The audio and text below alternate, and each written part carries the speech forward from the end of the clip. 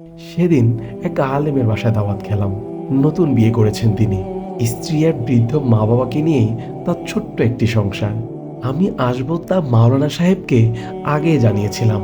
তাই আমার মেহমানদারির জন্য সব রান্না বান্না তিনি নিজ হাতেই করেছেন। মাওলানা সাহেব কিন্তু মাশাআল্লাহ খুব ভালো রান্না করেন।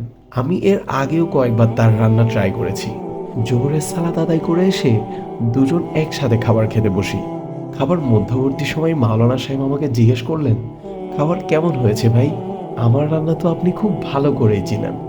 বললাম, রান্না খুব ভালো হয়েছে, আলহামদুলিল্লাহ। তারপর তিনি নিজে থেকেই আমতা আমতা করে বলতে লাগলেন, আসলে ভাই কি ভাববেন জানি না, তবে আমি না আমার স্ত্রীর রান্না কাউকে খাওয়াতে স্বাচ্ছন্দ্য বোধ করি না। আমার বউয়ের রান্না কেউ খেয়ে বলবে, ভাই আপনার বউয়ের রান্নাটা সেই অনেক মজা হয়েছে, এক কথায় অসাধারণ।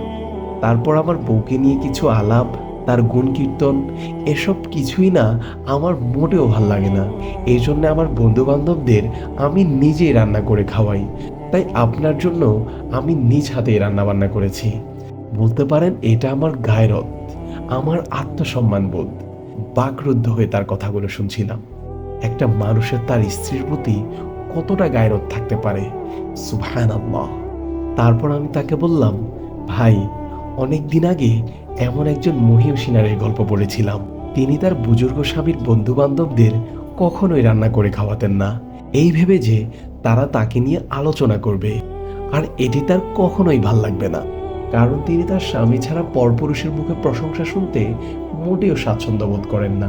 মাওলানা সাহেব তৎক্ষণাৎই বলে উঠলেন, আমি এই গল্পটি পড়েছি। ইভেন এই গল্পটি পড়েই আমি রান্না বান্না শিখেছি এবং এই ন্যাক ইচ্ছা অন্তরে পোষণ করেছি। সুবহানাল্লাহ। একটি ছোট্ট গল্প বাস্তব জীবনে কতটা প্রভাব ফেলেছে। আর অন্যদিকে আমাদের মুসলিম ভাইয়েরা নিজের বউকে পণ্যে রূপান্তরিত করেছে, বউকে নিয়ে রীতিমতো বিজনেস করছে।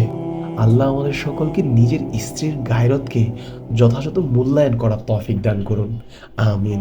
আজকের ভিডিওতে আপনাদের জন্য একটি ইসলামিক প্রশ্ন নিয়ে চলে এসেছি।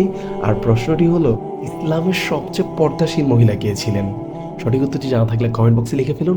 আর আমাদের সব ভিডিওগুলো ইউটিউবে পেতে আমাদের ট্রান্সলেটর চ্যানেলটি এখনই সাবস্ক্রাইব করে ফেলুন। ফি আমানিল্লাহ। ইনশাআল্লাহ আবারও আমাদের একতরফা কথা হবে নতুন করে ভিডিওতে। ভালো থাকুন, সুস্থ থাকুন। আসসালামু আলাইকুম ওয়া রাহমাতুল্লাহ।